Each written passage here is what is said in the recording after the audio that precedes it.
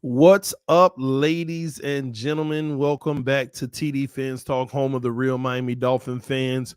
Good morning, good morning, good morning. Make sure that you hit that like button on your way in the building. Listen, make sure you subscribe if you're not subscribed. Oh man, was up late last night. Not late, but doing my fantasy football. Can't wait to go over those results with y'all. Because they made fun of me, but I'm about to make fun of them. But listen, y'all, first and foremost, we want to start our morning out by thanking God for waking all of us up this morning. If you have the ability to even be watching this stream, you're blessed. God, we ask that you go before us for our day, making sure that the enemy cannot defeat us, making sure that the enemy cannot put obstacles in our path, and if he does, it's already all good because of you.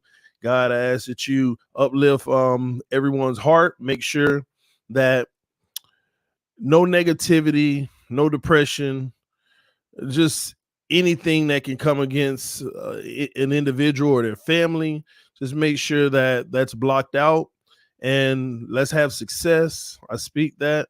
Let's make sure that we have drive, make sure we have energy. Here we are on Wednesday, the middle of the week. Keep us protected, and we'll continue to thank you for the protection. And even if hard times come, we thank you anyway. God, I ask that you uplift everybody's hearts to do something good for somebody today. In your son, Jesus' name, we pray, amen. I ask everybody, if you can, say amen. If you agree, why am I frozen? It's the devil. But anyway, all right, I'm good now. But good morning, TD. What's up? Awesome prayer. Listen, man, I just feel like God is just so good. He continues to bless us. We all have our shortcomings. We all have our flaws. But at the end of the day, regardless of our shortcomings and flaws, he still got our back. So y'all remember that, man. God ain't asked nobody to be perfect. God ain't asked nobody to be Jesus. That's why he sent them. None of us will be perfect. We'll make mistakes in our lives. We will, like literally, we will make mistakes in our life.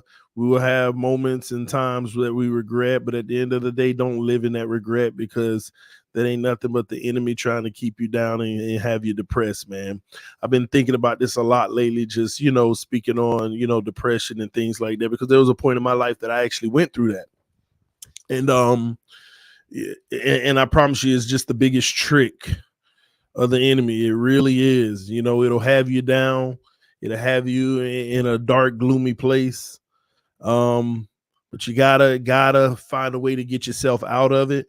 And it's easier said than done. But what I will tell you, man, I tried so many different things. When I was in a state of depression, I tried so many different things. And you get into scrolling on your phone repeatedly. That's not progress. You get into being lazy.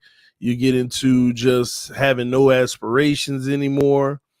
You start smoking marijuana, different things like that to try to cope. And nothing's gonna fix nothing for me fixed depression until I submitted myself to God and made sure that I tried my very best to live in his ways, to be like Jesus, trying to be like Jesus, because no one's perfect. No one can be Jesus. But at the same token, just trying every day to be like him. And that was the cure for me. That was the cure for me, man. And helped me get out of that, brought my ambition back, brought my drive, brought my go-getter mentality. And there you have it. There you have it, man. And we'll talk more about things like that on the morning show as time goes, and things of that nature, man. Because who knows? Somebody could be watching right now that's dealing with depression. Somebody literally can be watching right now that's dealing with depression. And it might help you out, and I hope it does. God bless you all right. Oh man, here we are on Wednesday, the day before NFL opening, which is the Buffalo Bills versus the Rams, which I will be streaming tomorrow night. Hopefully y'all come through and hang out with your boy. Listen, man, we do all this talking in the off season, during the season. We do all this talking. Here we are. Here we are, man. It's time to put up and shut up. We do all this talking about, and this goes for the players and the fans. We do all this talking about our team, and our team above all have done a lot of talking this offseason. Y'all notice that? Our team has done a lot of talking, primarily about one individual more than anything. But we've done a lot of talking. It's time to back it up. It's time to back it up, man. All these words don't mean nothing. What's gonna matter is the action on the field. And I can tell you this now. I really need the Miami Dolphins to show us how great they are this year. And actually just be great. Just be great. No more talking, y'all. We got to get it done, all right? But I'm going to talk for a little bit because I want to gloat. I want to have a brief moment of gloating. Let me pull this up real quick. Y'all give me a second. So last night we had our fantasy football draft. Now, some of y'all going to be very mad at me, but that's all good. It is what it is. Money on the line. So, business before pleasure. Business before pleasure, ladies and gentlemen. Hold on. Give me a second. Let me find it. Where did it go? Maybe I'm in the wrong email.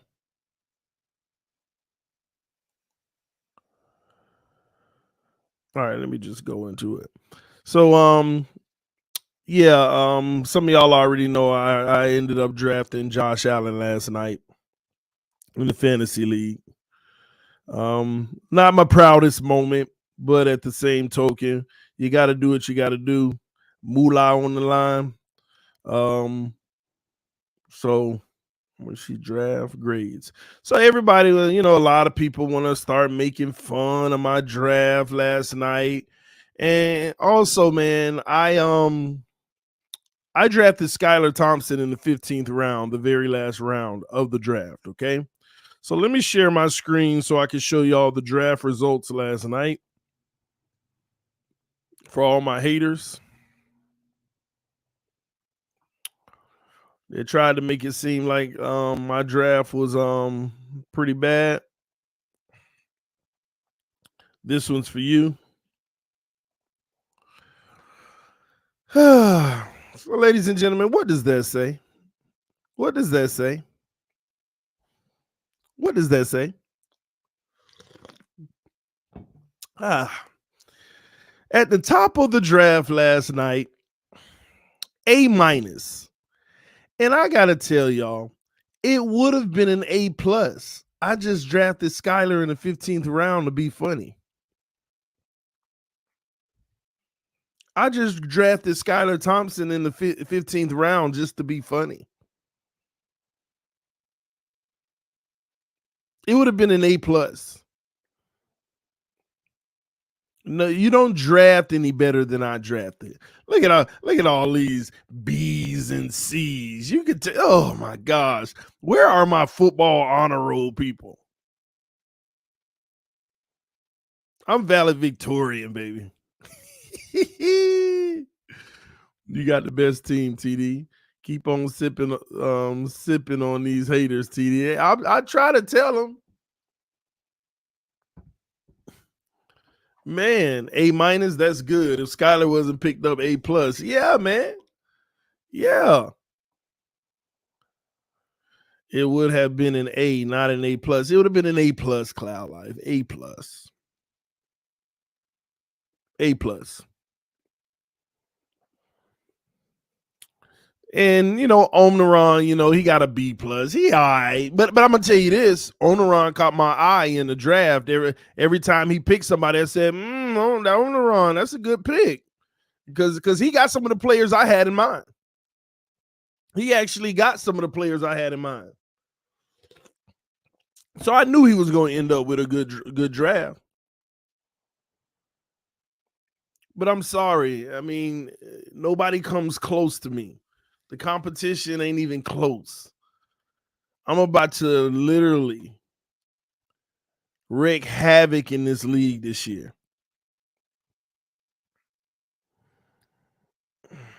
Let me see here. I wonder what my and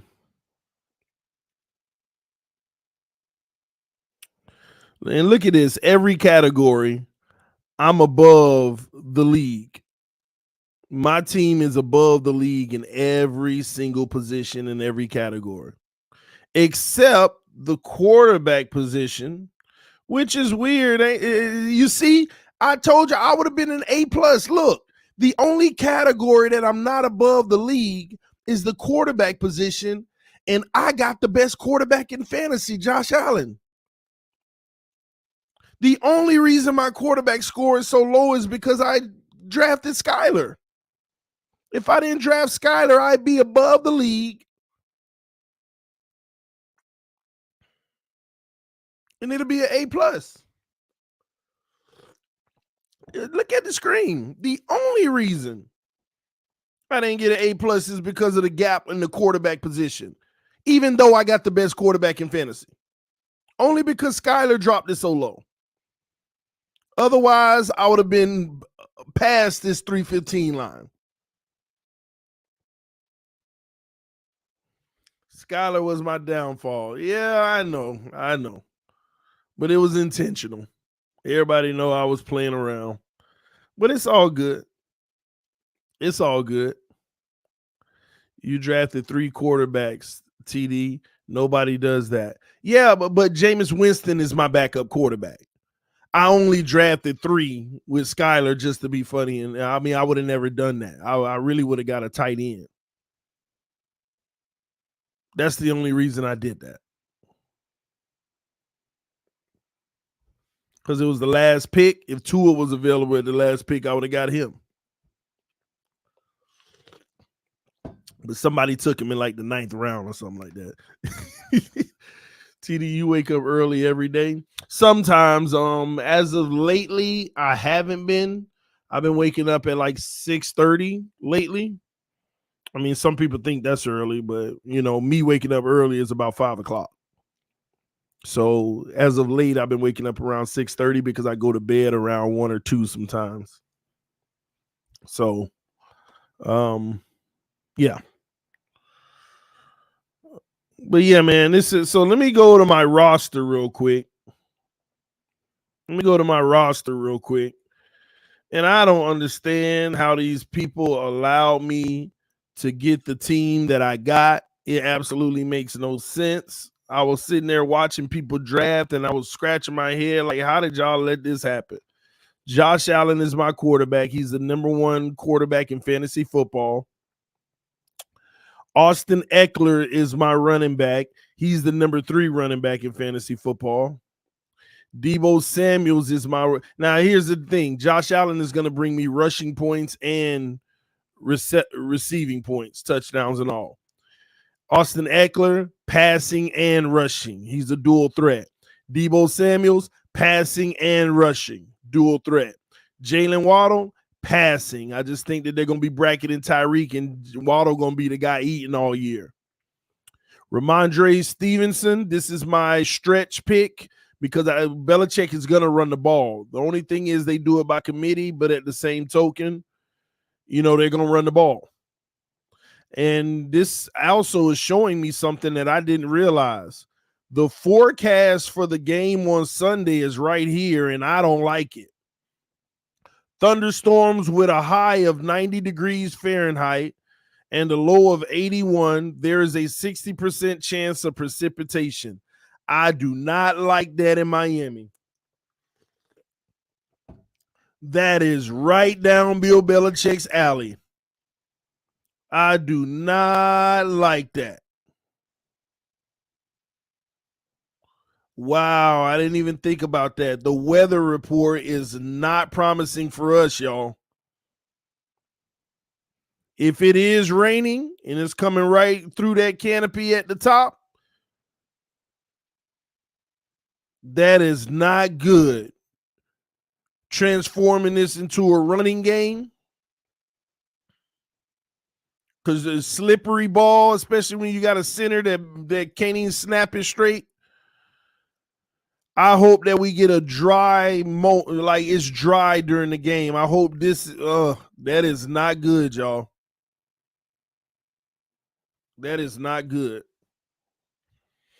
And Belichick, he wants to run the ball. If we run against run, it's not going to work. That is not an advantage for us. I guess we'll talk more about that as we go.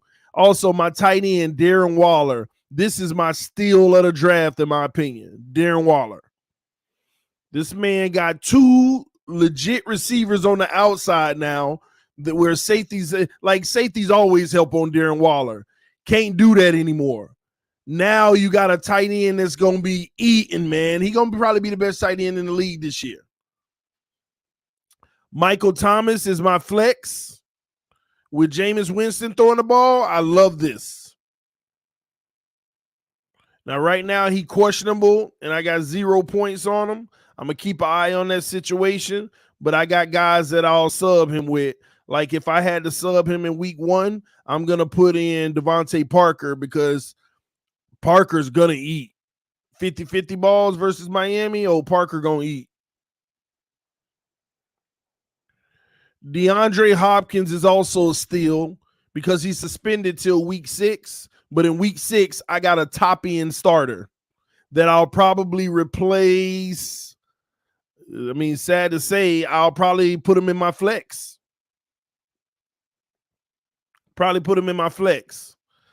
Whole bunch of backups, Raheem Mostert, Michael Carter. These are all guys that the starter ends up going out. They're going to get heavy playing time.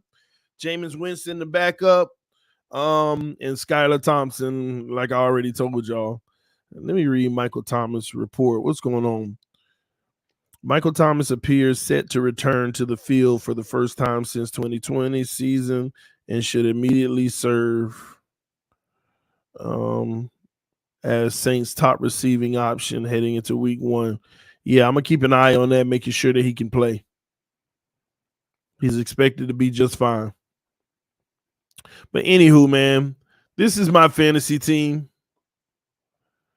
I also have the Rams defense and Harrison Butker.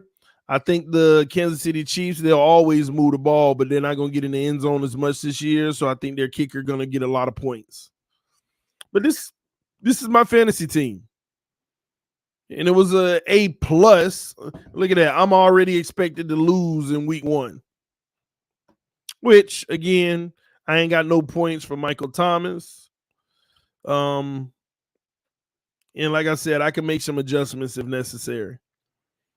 But basically, I'm down by 9, and Michael Thomas is going to lift me all the way up.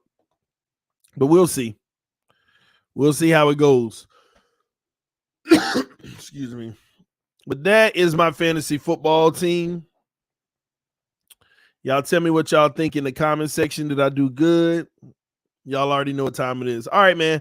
I also want to talk about the NFL rankings that came out that everybody going crazy about on the internet, losing their mind because they're in total disagreement about it.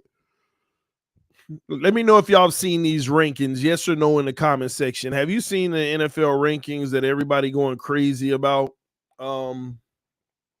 because they're mad at where the Dolphins are ranked? Let me know in the comment section what you think. I'm going to bring it up. Let me see. Where are you?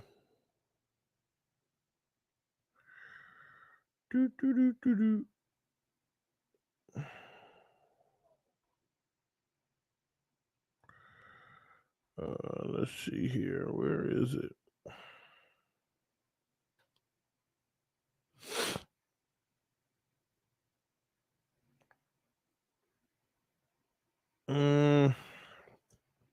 All right, here we go.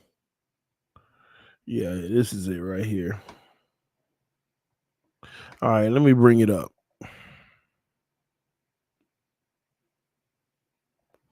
Screen share. Share. All right, here we go.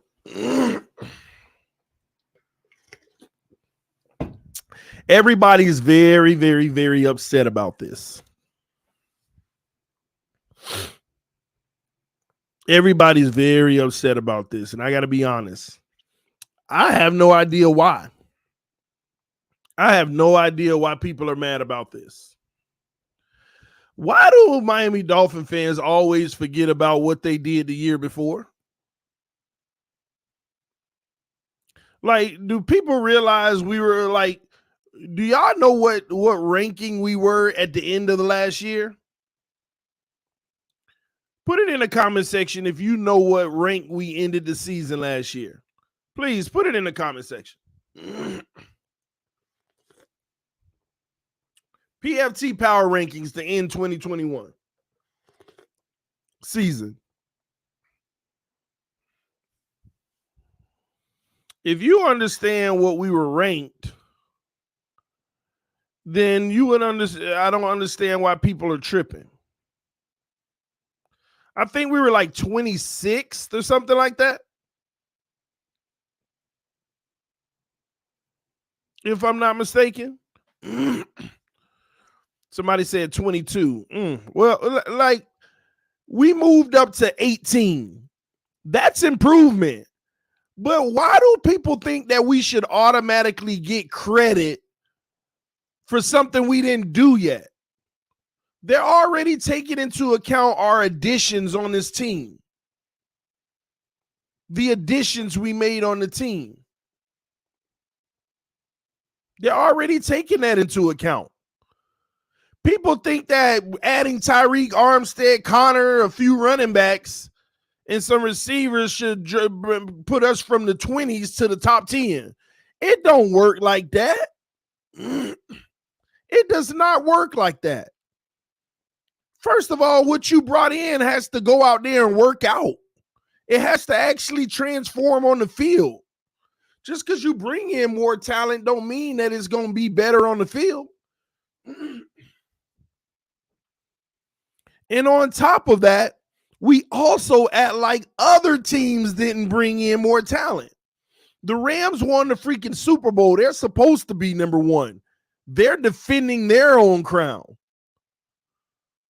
People say the Bucs are number two. Are you kidding me? Do you know? Have you seen the Bucs roster? Let me pull up top rosters.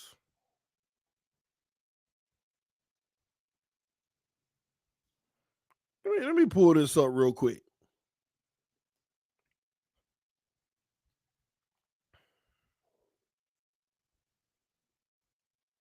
Tampa Bay has the number 2 strongest roster in the NFL. Why is it so hard to believe that from top to bottom?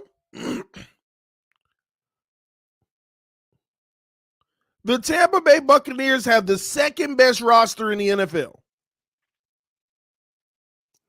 But once again, we're being Miami Dolphin fans because, well, we practiced against them. We didn't dominate them, but we held our own against them. When they top 3 wide receivers weren't even practicing. Half of their team wasn't even practicing. Do people not realize the Bucs have the second best roster in the NFL behind the Buffalo Bills? Second best.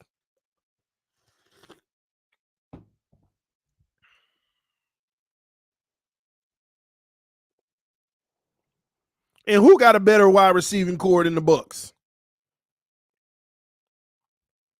Julio Jones, they worst receiver. Come on, man. Come on. Julio Jones is their worst receiver. Mike Evans, Chris Godwin, Russell Gage. Come on, y'all. Their biggest weakness right now is their O-line because of the injury of the center.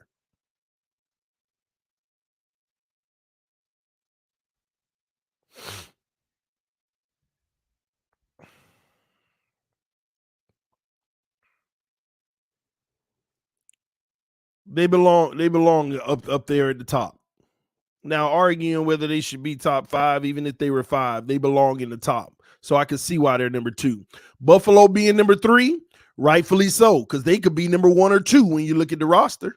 They got the number 1 roster in the NFL. Number 4, the Kansas City Chiefs, a team that's perennially in the top 5. And you think because they lost Tyreek Hill that makes them a worse team? They brought a very nice comparable weapon in, offsetting that, plus more help on the defensive side of the ball.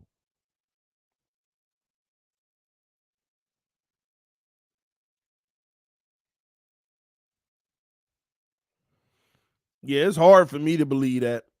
Like the top 5, the top 4 at least starting out ain't where it need to be.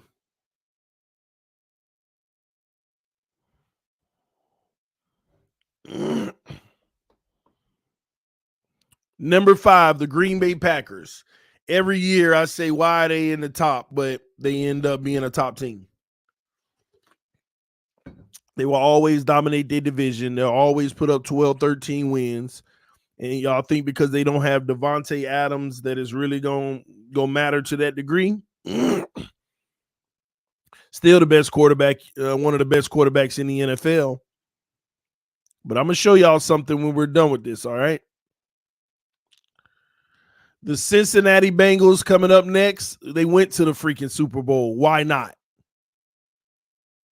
San Francisco, I can't stand San Francisco because the truth of the matter is, even though their quarterback situation is fluid, their roster is impeccable.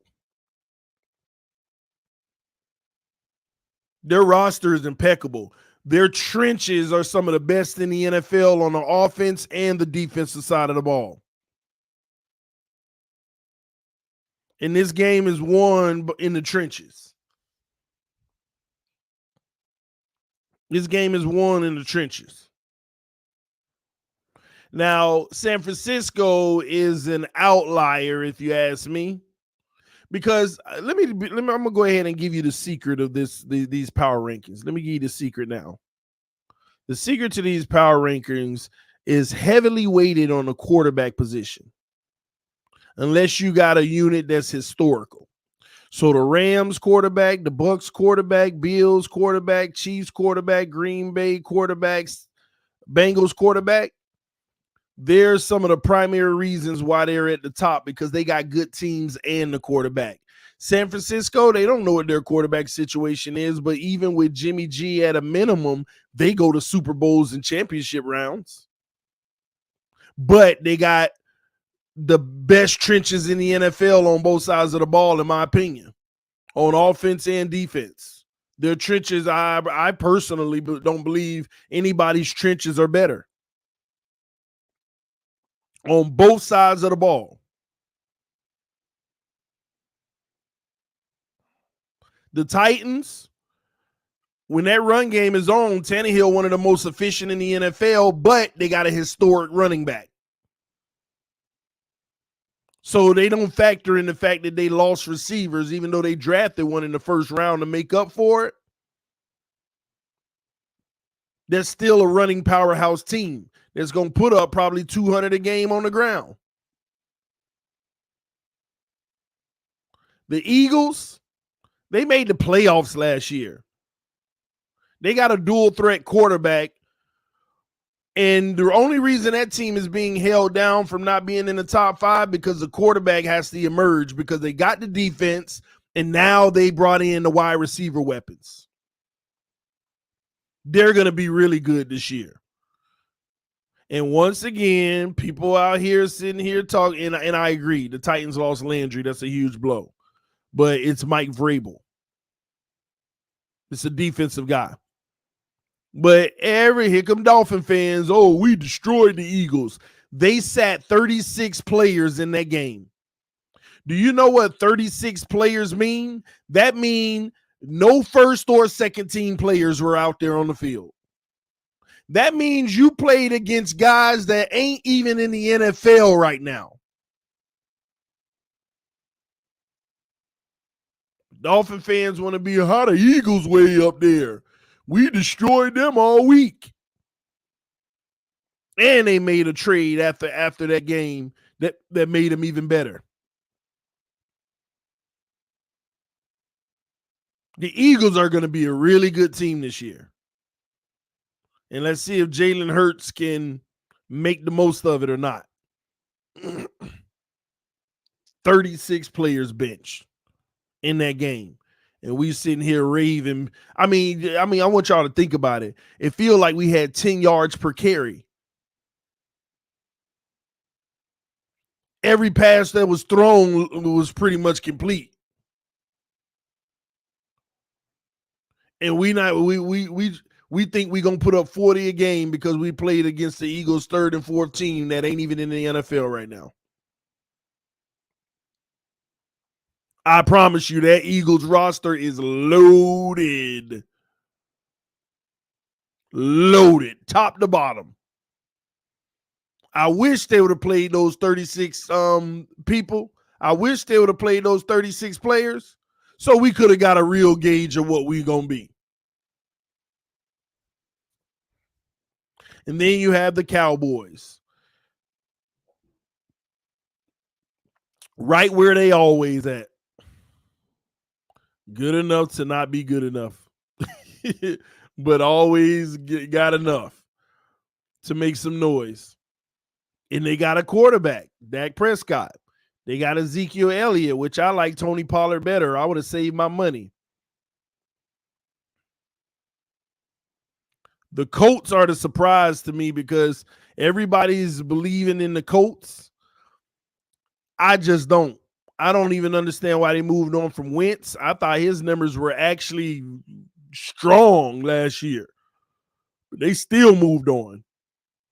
If Wentz numbers weren't good enough with the Colts last year, then man, boy, Tua gotta be huge this year. But it's interesting. Some of these teams get it. Jimmy G is a quarterback most people would keep for 10 years, Even though they don't win nothing, but the numbers he put up, you'll keep him for 10 years. But San Francisco said, nah, we need a guy that has an arm that can make all the throws and more talented so that we can develop and maximize what we're trying to do. The Rams, same thing with Jared Goff.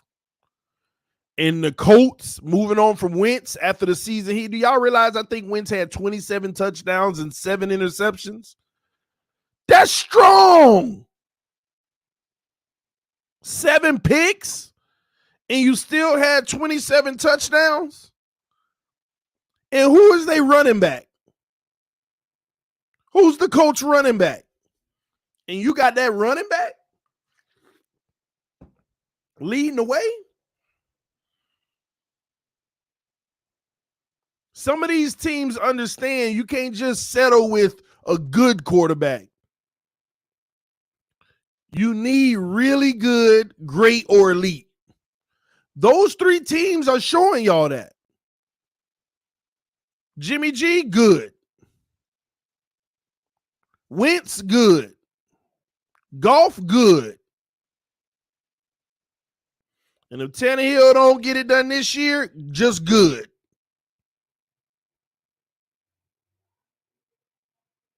Those are those quarterbacks right there that are basically telling y'all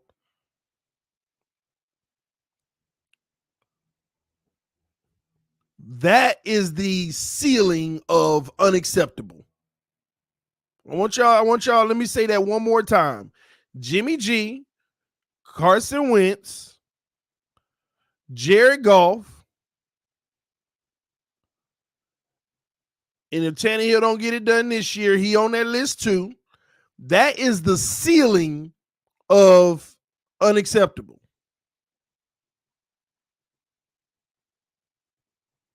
That is the ceiling of just can't get it done. That's the best you're going to get from a quarterback that just can't get it done.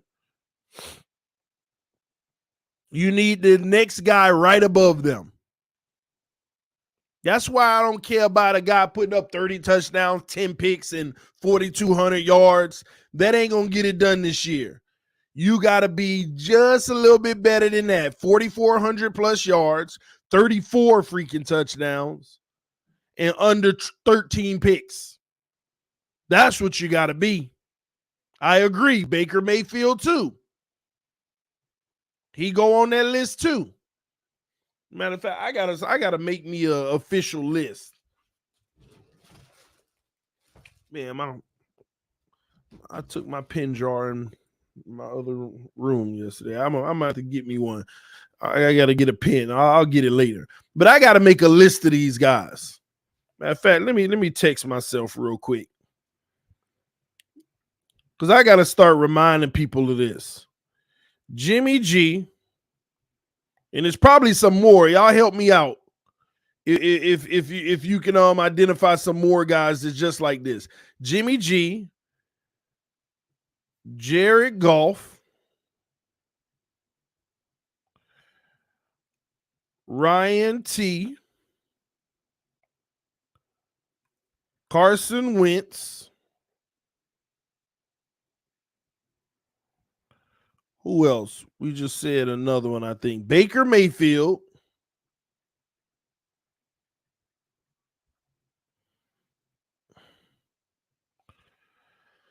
I think that's it right there.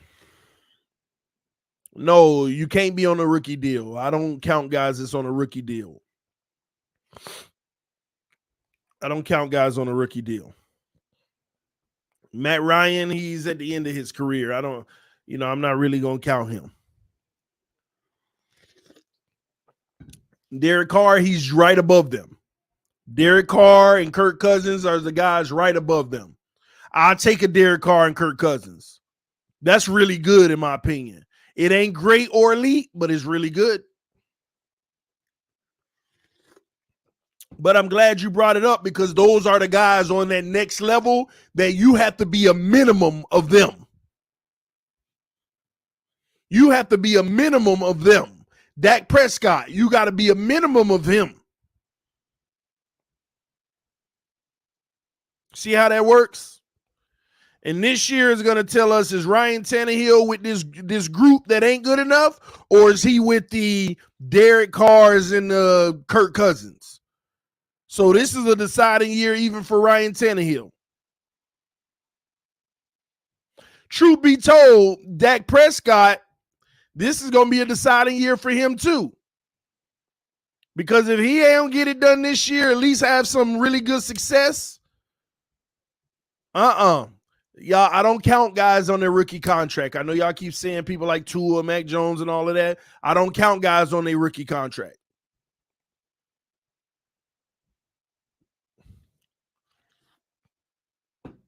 I just don't. Now, moving along, though. Then you got the Baltimore Ravens. They ain't even got no receivers, but they're up there because they're on the better half of the league because they got the quarterback. They got the ultimate dual threat. Kyler Murray, I agree too. Kyler Murray in that boat too, where this is going to be a deciding year for Kyler Murray too. Whether or not he's going to be with the Baker Mayfields and all of them, or is he going to be with the Kirk Cousins and Derek Carr? We got to start having more conversations about that because that's the pendulum right there. On one side, you got Jimmy G, Jared Goff, Carson Wentz, Baker Mayfield. Let me get Tannehill off of here because at the end of the day, this is going to be his decided season. Then on the other hand, you got Kirk Cousins, you got Derek Carr, Dak, and then you got the guys in the middle that we about to find out: Tannehill, Dak Prescott, Kyler Murray.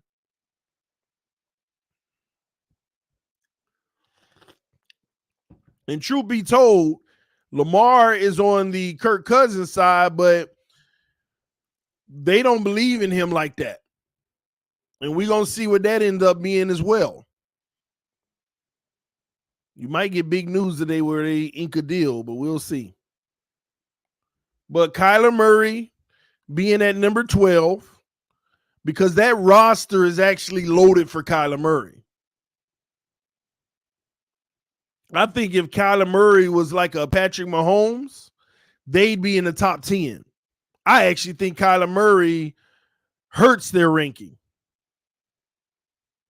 Not bad, but he doesn't impact it in a positive way. But I will say this. I actually looked it up. You know how everybody say, oh, Tua is the most accurate quarterback in the NFL? Well, that's really Mike McDaniel's self-proclamation. But based off of statistics and everything, y'all know who actually who's the most accurate quarterback in the NFL?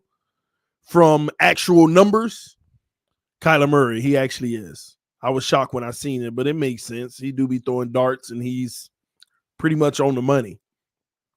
And that includes like ball placement and things of that nature.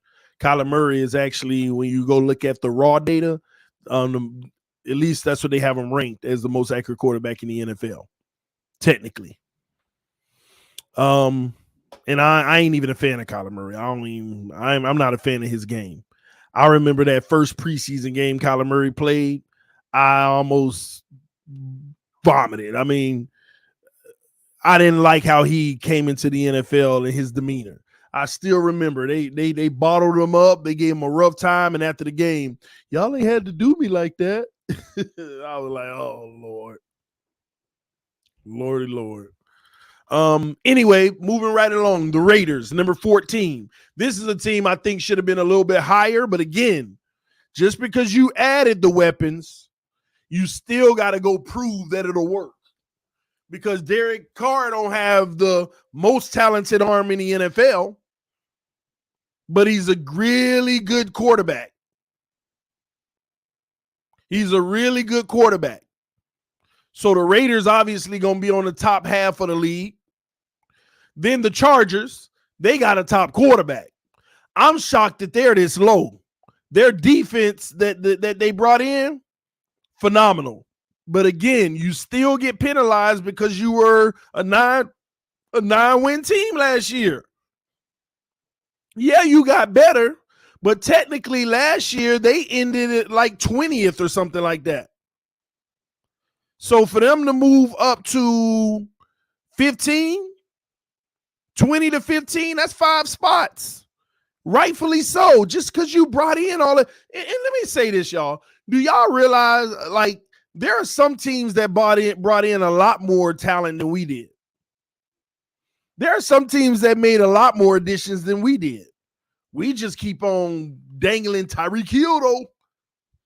Tyreek Hill. Some of these teams made much bigger additions and more.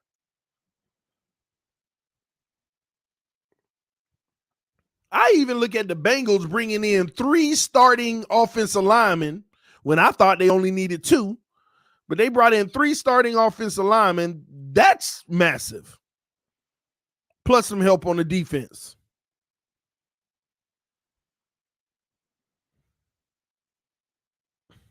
So the Chargers, I think that they're going to be much higher than this. But again, this list is right on the money. This is just the beginning power rankings. I'm telling y'all, after week 1, some of these guys going to jump and fall 6 to 10 spots after certain teams have impressive wins. I mean, look at the Dolphins and Patriots. Before I'm going to go back to the Steelers. But if the Patriots win, they're going to jump up to probably 12 after 1 week. If they lose, they're going to fall to like 20th. If the Dolphins win, we ain't going to do nothing but move up 1 spot and replace the Patriots. And they still going to drop about 3 spots because we're expected to win the game. But if we lose, if the Dolphins lose to the Patriots in week 1, they're going to fall to about 23, 24. Off rip.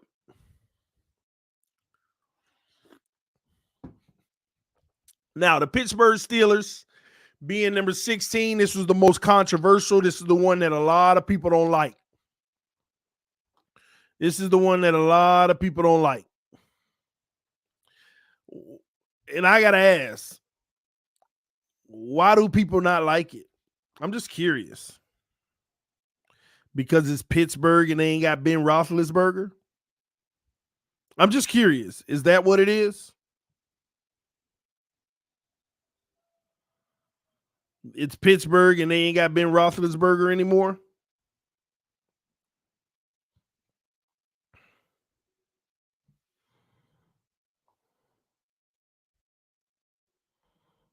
Again, I'm going to be honest with y'all.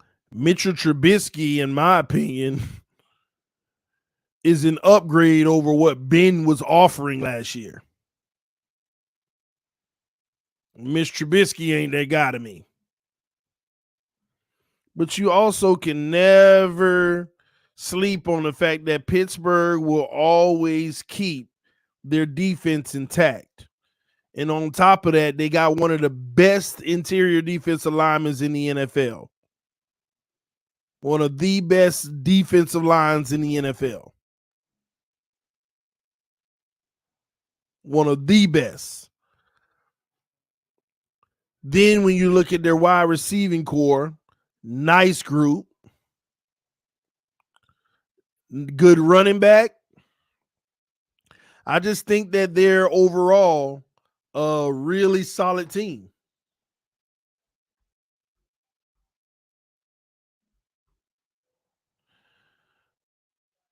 And hold on, let me pull something up real quick. I want to show y'all real quick.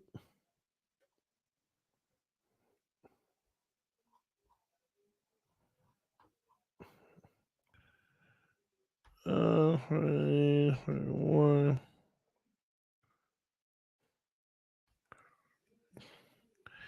And Pittsburgh was 9-7 last year.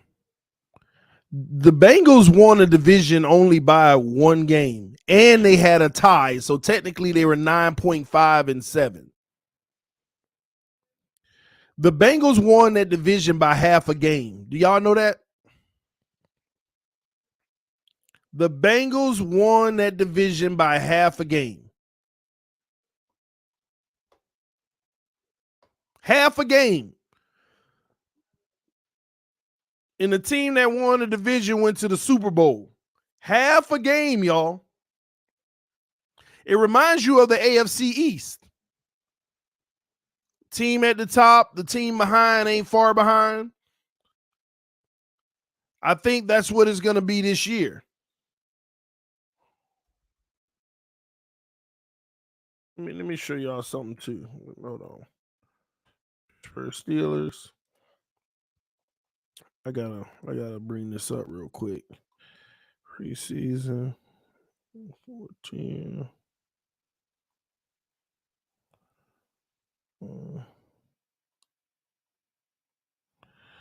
I want to look at their victories last year.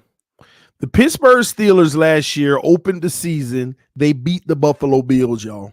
Something we can't do. 23-16. They beat the Buffalo Bills. They beat the Denver Broncos. They beat the Seattle Seahawks with Russell Wilson. They beat the Chicago Bears. They beat the Browns. They tied against the Lions, which is not good. Ooh, they lost that game to the Chargers 41-37. That was a shootout. They beat the Ravens 20-19. Sound familiar? They beat the Titans 19-13. They beat the Browns again. And they beat the Ravens twice. If we gonna count our win over the Ravens, then they get to count it twice. They beat the Ravens twice. They beat Buffalo last year. And this team actually didn't get worse. They got better. They brought in more talent. Because Pittsburgh is the type of team that's low-key, sneaky, good, but not great. But they could beat anybody in any given week. TD, they beat the Ravens when healthy. Well, that first game they did. The second game, the Ravens weren't healthy. The first game they played them, yeah. So that was impressive. Steelers won by 1 point in that Ravens game, yeah. But they're a team that's there. Why should the Dolphins just automatically leapfrog them when they had more wins than the Dolphins by half a game? They had 9.5 wins. We had 9. Then you got the Patriots and Dolphins. We already talked about this, but the Patriots do belong in front of us. They just went to the freaking playoffs and they got better. Bill Belichick reinforced those trenches. They actually got better. I want to see that D-line, that defensive front go up against our offensive line. I want to see how that looks. But it is going to be interesting because I know we're going to do a lot of max protect and extra protection. I really can't wait to see this matchup because it's going to tell us a lot about the season.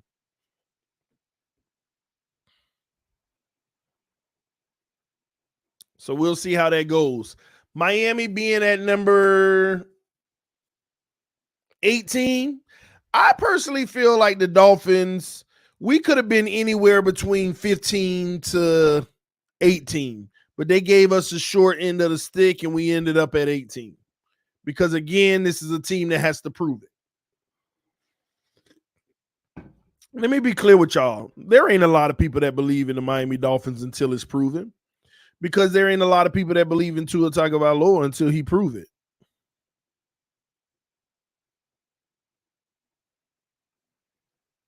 Think about it. If Tua plays at the level he played at last year, is it going to matter that we got Tyreek and Armstead and Connor and Cedric Wilson? Is it really going to matter? The truth of the matter is it actually will matter because we'll still get another win.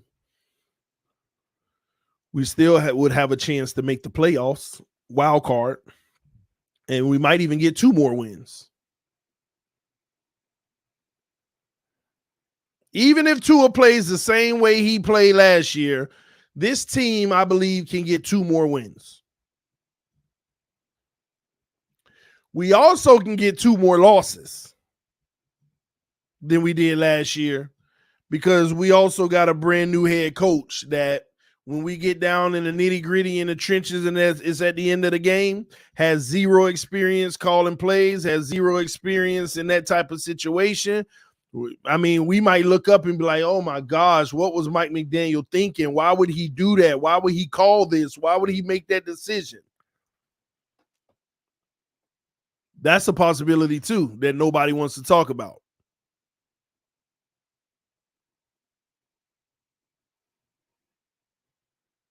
And the Miami Dolphins are going to have to break a barrier where somebody just put it in the comment section right before I'm about to say it. You win and you're in. Do y'all realize in the last 2 years, we've had a scenario where you win and you're in? And they were our worst games. Our worst games. 2 years ago, you beat Buffalo, you're in. Demolished. Last year, we knew we would win the last 2 games. Just beat the Titans and you're in. Demolished.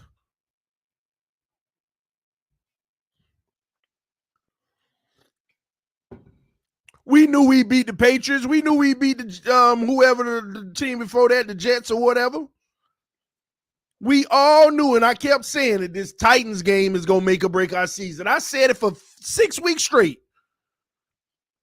I said it before we went on the win streak. I said, yeah, we play all these scrubs. We're going to go through. We're going to have 80% completion. We're going to win games. Everybody going to be back on their high horse. I called it. When we were 1-something, I said, listen, man, we about to go on a win streak. Everybody going to be back on their high horse. But then we're going to come to that Titans game. And if we could do something against them, then I'll be impressed. Demolished. Steve Rose, remember? TD said that over and over. Kept saying it before it happened. Another great game. We won. Quarterback got a high completion percentage. Moving right along. The win streak is starting. We had no hope of making the playoffs. Now we see hope. All we got to do is continue to win. Win out. Well, look, we balling now. You got to give certain people their credit. I'll give them credit after the Titans game. Demolished. Demolished.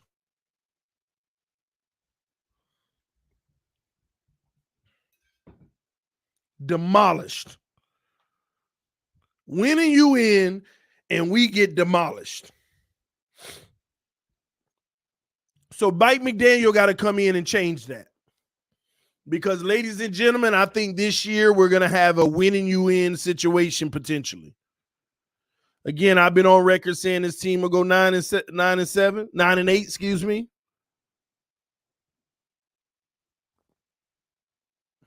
9-8.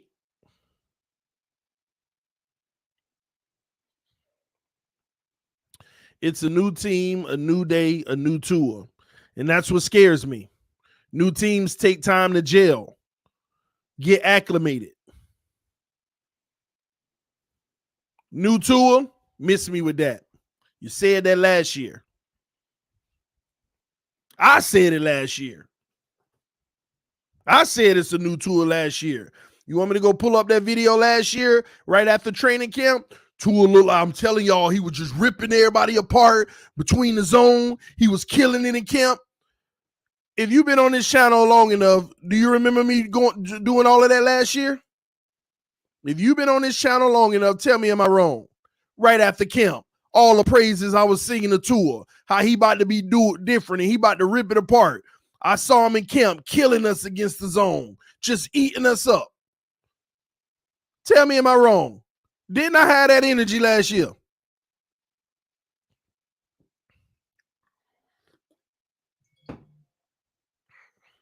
Yeah, you did. Absolutely.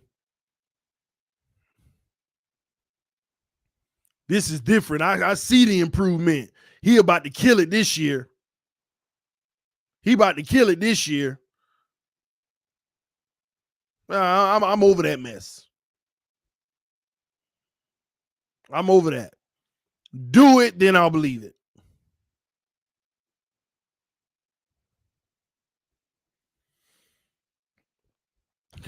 California said I wasn't food. It wouldn't. I mean, I ain't gonna lie, because I try to have optimism about him.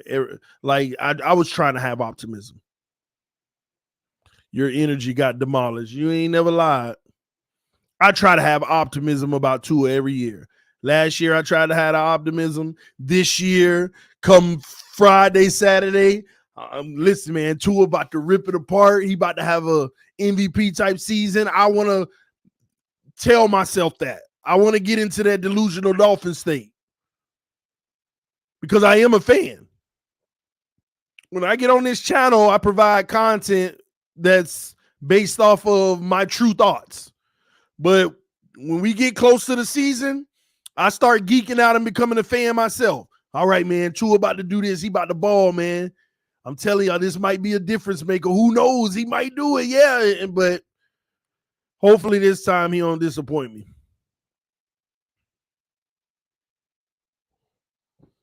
Hopefully.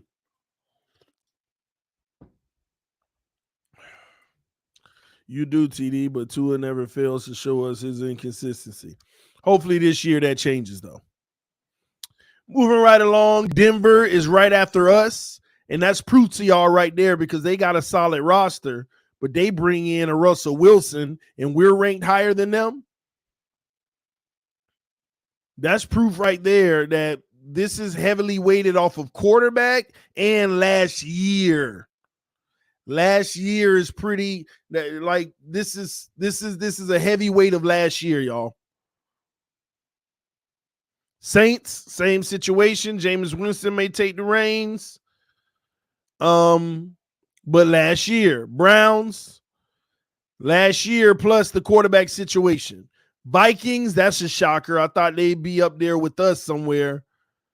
Because they got the quarterback, but you know, that's a shocking for me for them to be so low. Everybody else, who cares? Everybody else, really, like, let's be honest, who cares? Who really cares? 25 or lower, who cares?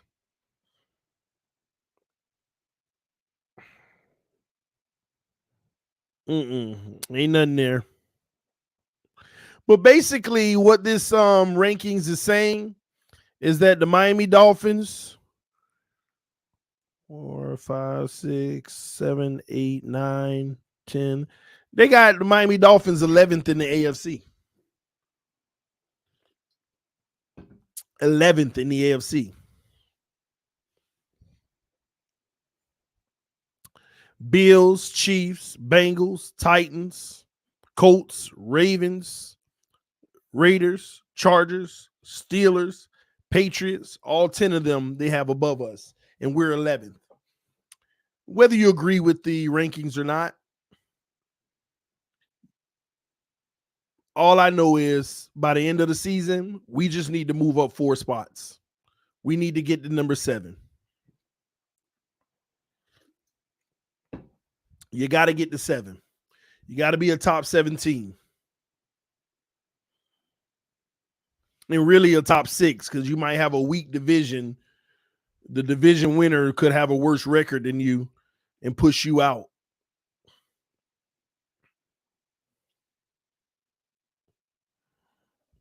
Let me ask y'all in the comment section.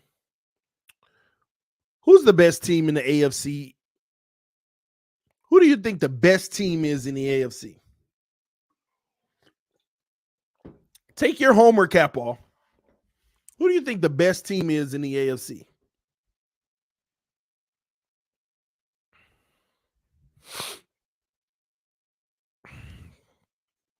Bills. I'm ignoring these people that saying Dolphins. I mean, Jesus. Kansas City. Steelers. Nah, I'm ignoring that too. Chargers. So I'm getting a lot of Bills, Chargers, Chiefs, Bengals. Bills, Chargers, Chiefs, Bengals.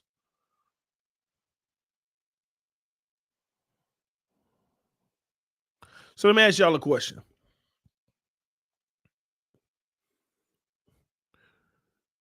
Do you think the Dolphins? Do you really think that the Dolphins are better than the Buffalo Bills? Do you really think the Dolphins are better than the Bengals right now? Do you think that they're better than the Chiefs? Just curious.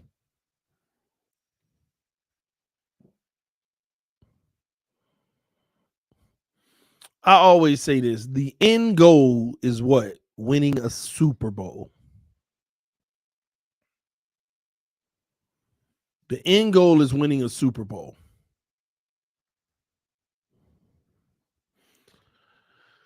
Do y'all think next year we'll have a better roster than what we have right now?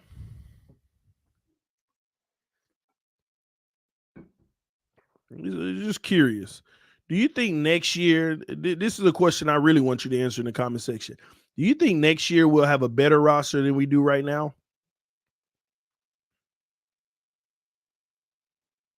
I'm just curious.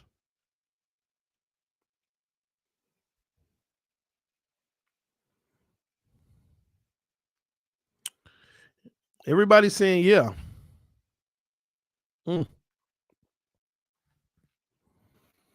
That's where I kind of get nervous. Got to pay Christian Wilkins. We'll probably be moving on from Byron Jones. Byron Jones' replacement 9 times out of 10 won't be better than him. Unless you're spending big money, $20 million a year. You still got to pay Christian Wilkins. Mike Gesicki will probably be gone at that point.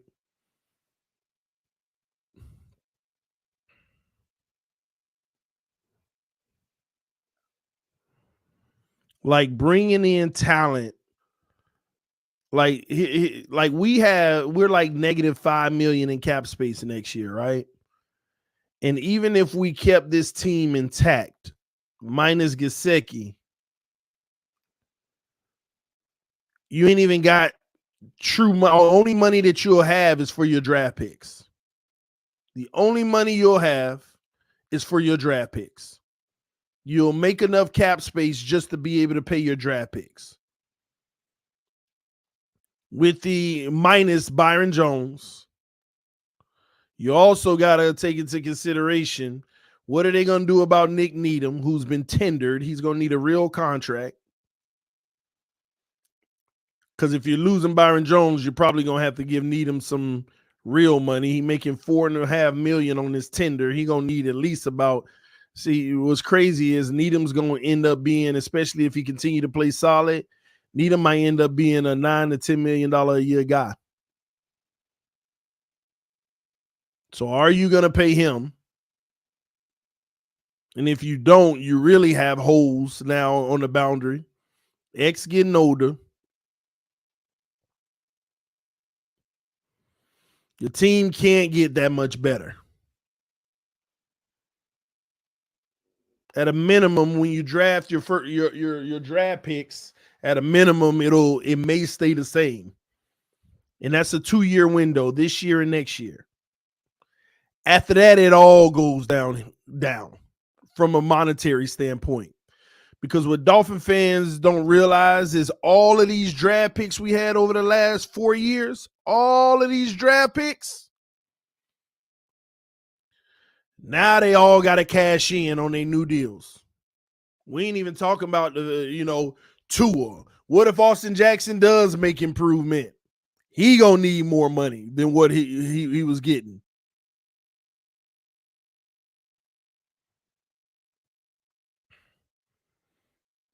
GD, when is Zach Zeiler's contract up? We got him for several years, about 4 or something. But the problem is, are you gonna step Zach Zeiler up and move on from Christian Wilkins? Are you gonna do that? Are you willing to do it? And of course, I would, but people get mad at me when I say stuff like that.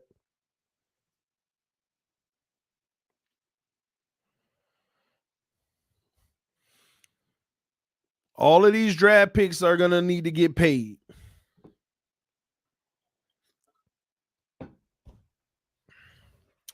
I'll do you one better. After 2 years, half of this entire roster won't even be here anymore. My opinion. After 2 years, half of this roster won't be here anymore.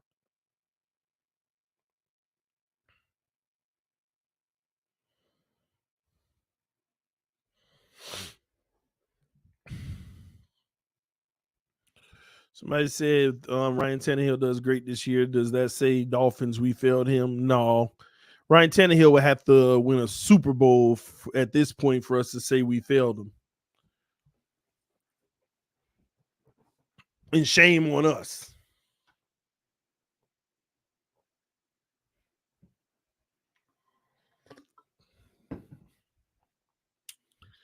Yeah, TD, look how Ryan Tannehill made the playoffs after he went to a better roster and a better coach. Yeah, but again, is Ryan Tannehill the answer for Tennessee? He also could be arguably the reason why they got bounced 2 years in a row from the playoffs. His pedestrian performances in those playoff games. He won some playoff games, but still, those pedestrian performances. Ryan Tannehill is a perfect example of you can be a good quarterback where a team can carry you to the playoffs, but when you get there, are you going to help? Or are you going to rear that ugly picture just like the last 2 years for us, Buffalo and Tennessee game? That's why I keep telling people, even if we make the playoffs, that doesn't have to necessarily be indicative of the quarterback. Look at how Ryan Tannehill played in the regular season in the last 2 years. He actually was really freaking good. Like, he actually was really good in the regular season. And that's what scares me, because I think Tua could be really good this year in the regular season. But you get in the playoffs and you actually are specifically game planned against.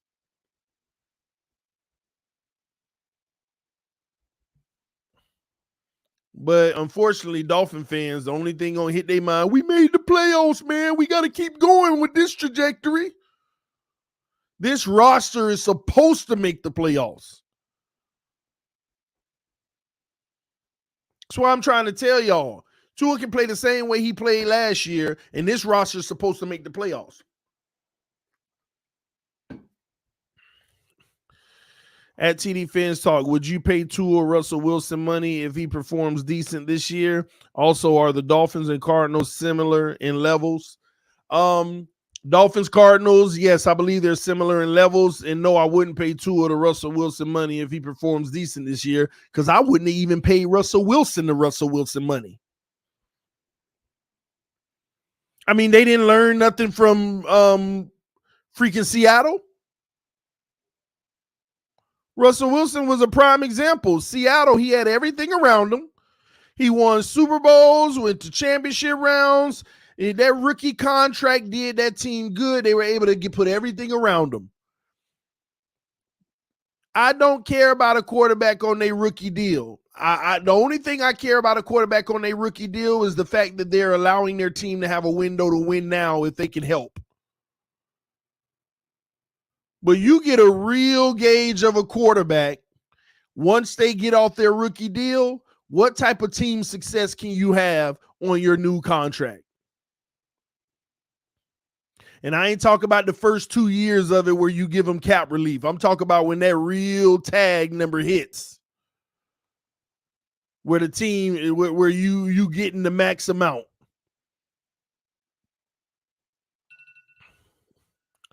So let me be clear about that, y'all. Quarterbacks on their rookie deals, that don't tell you everything you need to know about them. It just tells you that they have the most talent around them that they probably will have in their entire career because their salary allows it.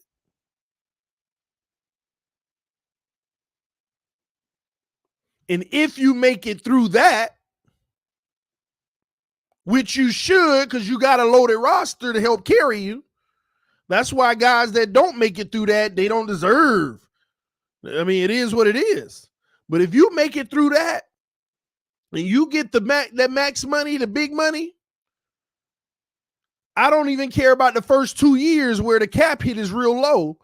I want to see what you do once that cap hit actually affects the team. Are you worth this difference? And Russell Wilson told me he not. Because at the very best, first round, very best, a second round exit ever since. Ever since.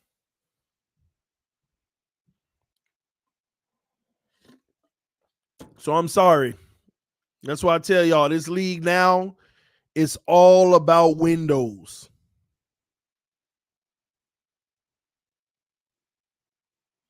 That's why I want to see what Mahomes looks like. What year is that? Let me see. Patrick Mahomes contract.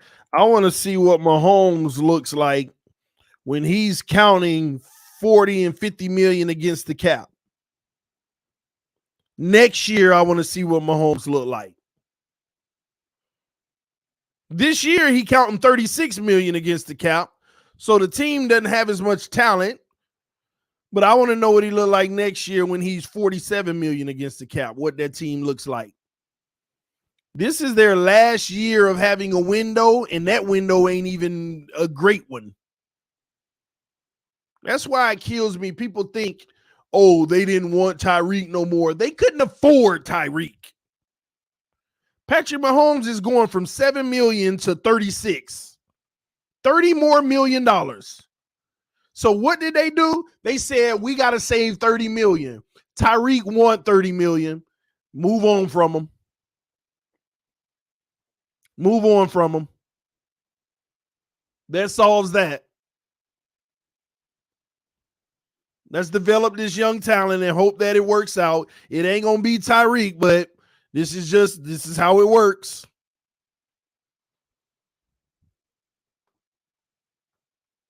This is how it works. And if they would have signed Tyreek for 30 million, they'd have been sitting there talking about, okay, now let's figure out how we can reduce the roster by 30 million. Which would you rather? Get rid of 3 really solid players or just move on from Tyreek? They decided, hey, we're going to keep 3 solid players. Tyreek, we'll move on from him. We'll replace them 1,200 yards and go get 1,000 yards so we can keep these 3 solid players.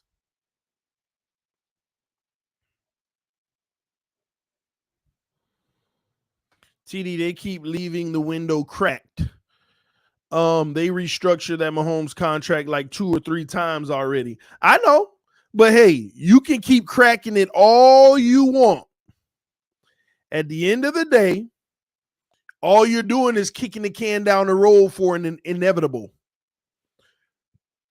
Ain't no more relief after this year. Ain't no more relief after this year unless Patrick Mahomes is agreeing to take a pay cut. Then it's a different story. Then, okay, makes sense.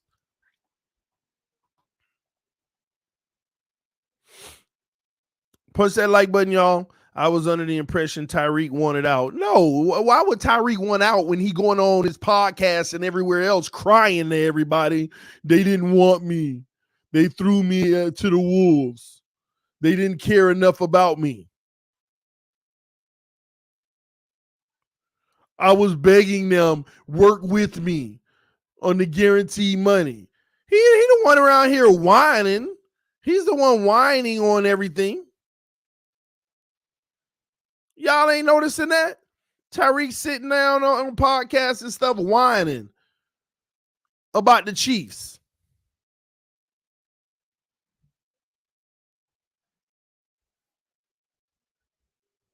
Tyreek came to Miami so he can get $30 million.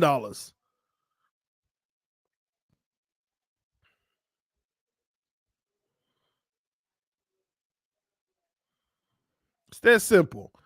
Let me see. Hold on.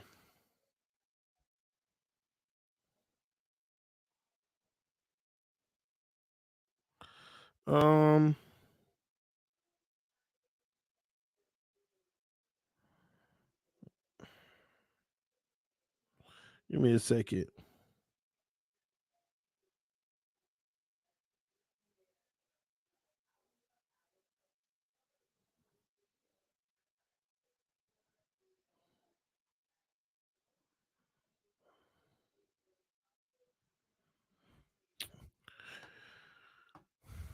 No, he was okay. Don't worry.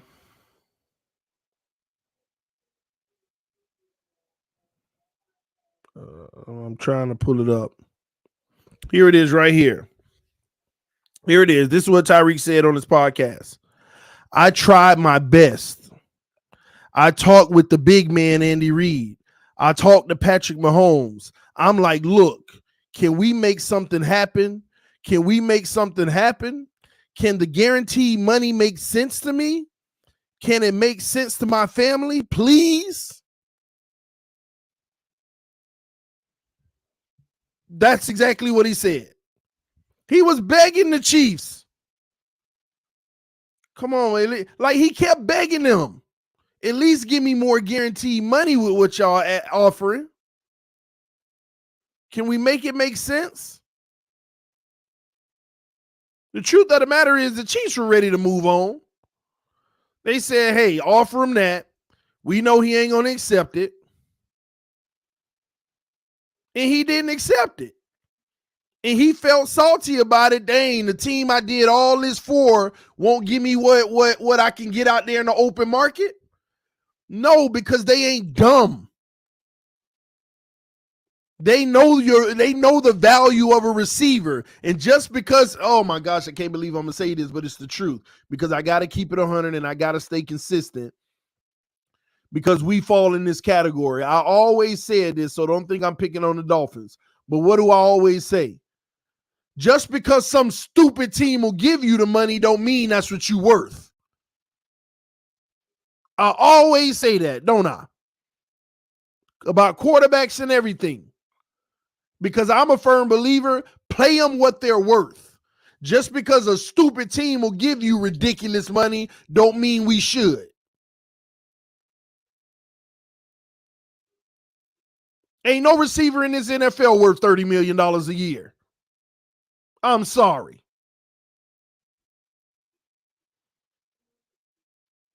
Truth be told, in my eyes, with the salary cap, what it is, ain't no receiver in this NFL worth more than 20, honestly. The best of the best should be getting like 17 or something. But again, the market dictates it. As long as there's some stupid team that'll pay a ridiculous price, you can always go get it. Terrence says, so are we dumb? The Miami Dolphins are ridiculous to be paying a receiver $30 million. I'm a roll with it. What choice do we have? But you paying a wide receiver $30 million a year?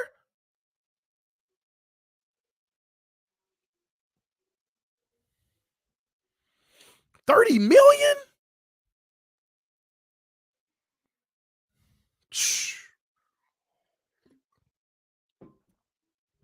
And the Chiefs are the ones that's going to come out laughing. Because as long as they make the playoffs, they going to prove, why would we go pay him $30 million?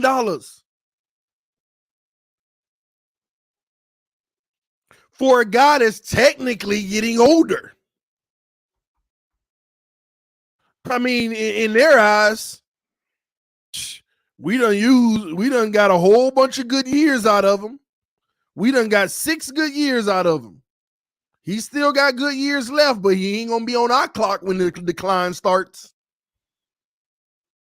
He ain't gonna be on our clock when he start laboring a little injury here or there. God forbid. Oh, Tyreek tweaks his ankle. Oh, Tyreek ACL, any of that. Oh my gosh. It could start going downhill fast. 6 years out of this man, plus a Super Bowl, exactly, and a few appearances. Why you gonna keep going down that road? We done got what we can. Let him go on and get crazy money by whoever crazy enough to pay it. Let's move on. Stephen Watson said it's only dumb if we don't profit from it, which remains to be seen. I agree, but at the same token, see, you know what? No, I don't agree. Because at what point is enough enough?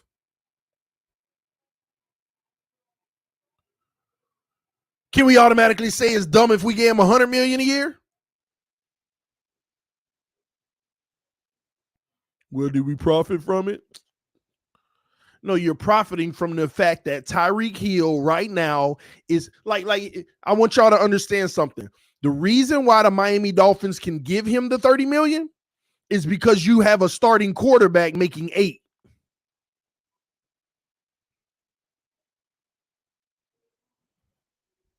You got a starting quarterback that makes $8 million.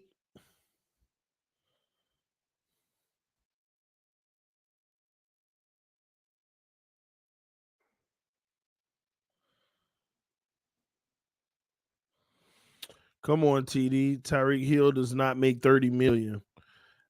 Well, his average salary is $30 million.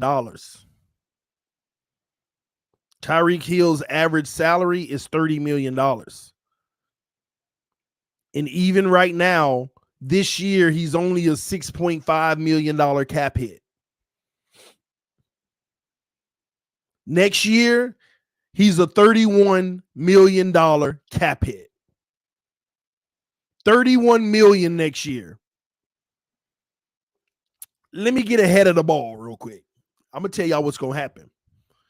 Next year, they probably going to knock on Tyreek Hill's door, restructure his deal. It's going to take him down from about 31. They're going to figure out probably how to get it down to 10. And they're going to start kicking the guaranteed money down the road. That's all that's going to happen. They're going to restructure him next year. They're going to kick that money down the road because they're going to want that 2023 to try to do something. They're going to try to make their last little run in 2023. And then in 2024, ain't going to be no relief. Ain't going to be no relief. He's $25 million in 2024, but when you restructure, he's going to be about $35 million.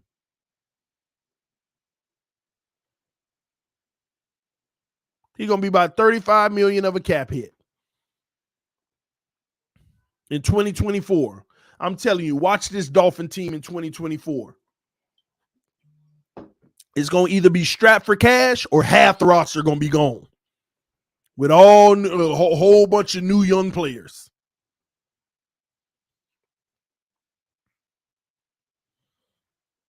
Mark my words. But he got a $120 million contract for 4 years and a $25.5 million signing bonus. Mark my words.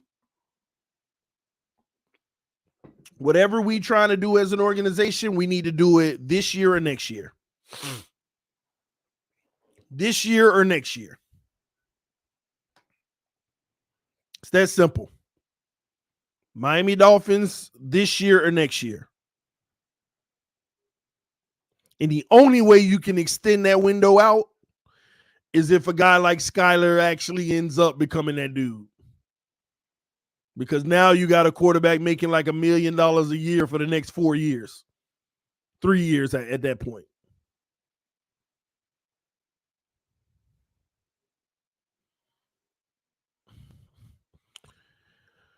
$72 million. I don't know what he's trying to say. $72 million in guarantees and an average annual salary of 30. Yeah, I know.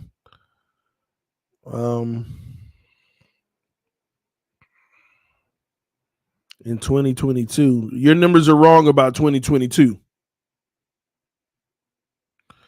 Your numbers are wrong about 2022.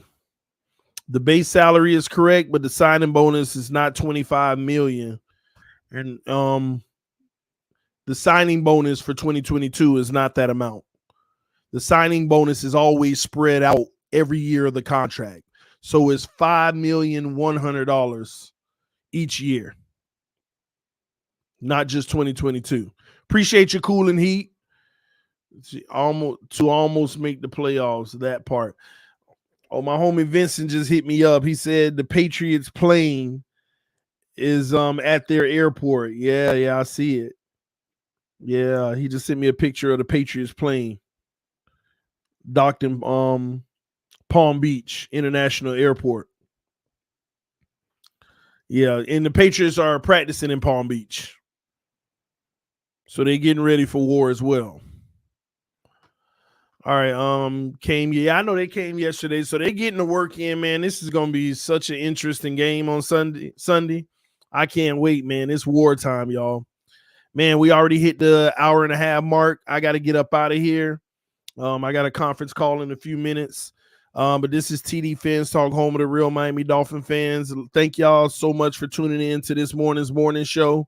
I got some more streams coming to you later. We also later tonight, we're actually going to be going over our sponsor from this season. We're going to be talking about that as well. Want to show y'all who our sponsor is for the season. But again, thank y'all so much. And we also got the fantasy draft later tonight as well. So y'all make sure y'all tune in. This is TDPHINSTALK, home of the real Miami Dolphin fans. I'll see y'all later. Peace. I am out.